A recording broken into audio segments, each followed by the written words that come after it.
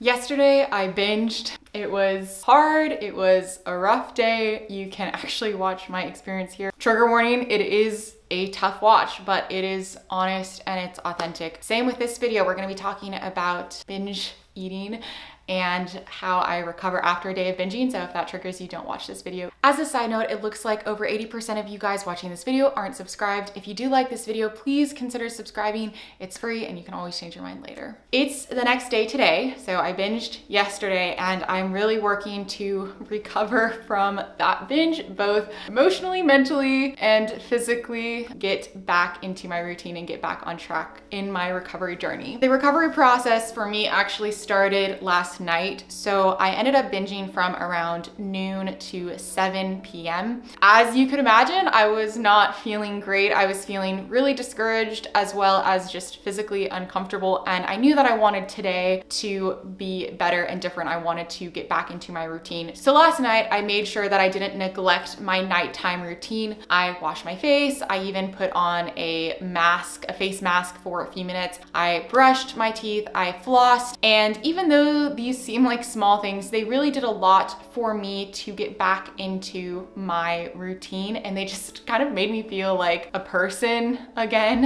I also tidied my house before going to bed. I didn't want to wake up with a reminder of the binge, so I cleaned my kitchen and I tidied things up, and I didn't have to feel like I needed to clean things up before I could start my day this morning. I also took a few minutes before going to sleep to plan out my day today. I know that for me personally, a bad day in my eating disorder, but especially a binge, cannot only throw off my eating schedule, but also throw off my routine. And I wanted to wake up this morning back in my routine and with a sense of purpose. And what helps me do that is when I take a few minutes the night before to really plan out the things that I need to get done the next day, my top priorities, and also to make sure that I have time in there for things that I enjoy and for some self-care. I also tried to go to bed at a decent hour, and I set my alarm for 7:30, which is when I normally get up. I wanted to get back into that routine and not just lay in bed kind of feeling bad about everything, which definitely can happen to me sometimes. This morning, I actually did wake up with a sense of purpose, and I drank my water, I made my bed,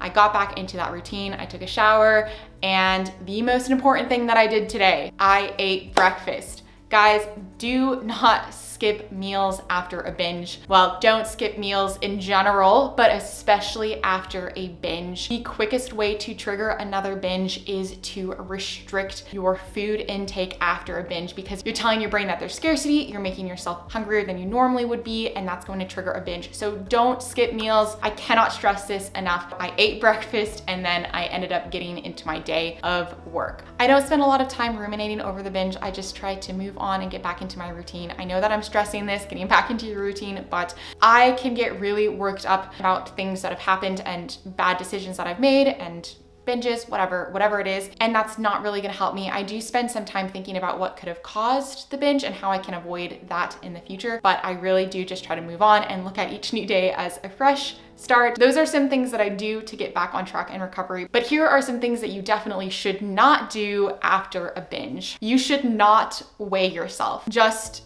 don't do it. It's not worth it. Honestly, unless you need to weigh yourself for health or medical reasons, I would recommend against it anyway. But especially after a binge, what you see on the scale is not going to be an accurate representation of your weight. If you're anything like me, it is not going to make you feel better. Don't skip breakfast. Don't skip meals. I know I have already said this, but this is the point that I want to drive home. Don't skip breakfast. Don't skip meals. That is going to be the quickest way to trigger another binge. Don't cut out foods to compensate for your binge. Don't make those statements of, I'm never going to eat this food again, or I'm taking a break from sugar. That is, again, putting your brain into that scarcity and restrictive mindset, and that's a really good way to trigger another binge. Really, other than for specific health reasons, I don't think that there should be any foods that are off limits to you. Don't over exercise. I know it can be tempting to try to go and burn off all the calories that you've just eaten. But as someone who was a chronic overexerciser for a very long time, I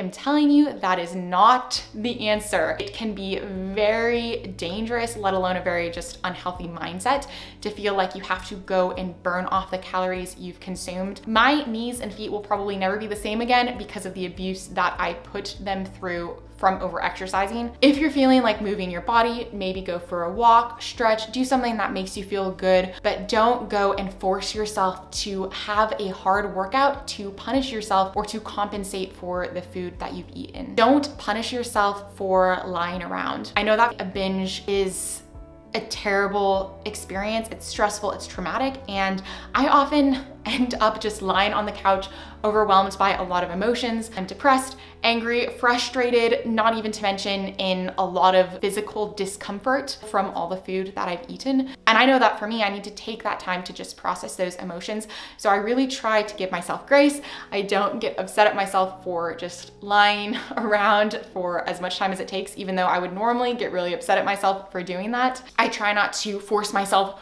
to get right back into a huge work project or something that's gonna stress me out. If I can avoid it, I do try to give myself that period of time to process everything and get my mindset back into the mindset of recovery. And again, this whole video is kind of based on this point, but don't neglect your routine. Get up, shower, work, do the things that make you happy, work, play, rest, do all of this stuff. One bad day or even a series of bad days is not going to ruin your progress. Recovering from an eating disorder, recovering from binge eating is extremely hard. I've been in recovery for a long time and I still struggle. If you're struggling, just know you're not alone. You are not a failure if a bad day comes or a series of bad days come, because that is just part of the process. I love you guys and I'm wishing you all the best in your recovery journey. I will see you in the next video.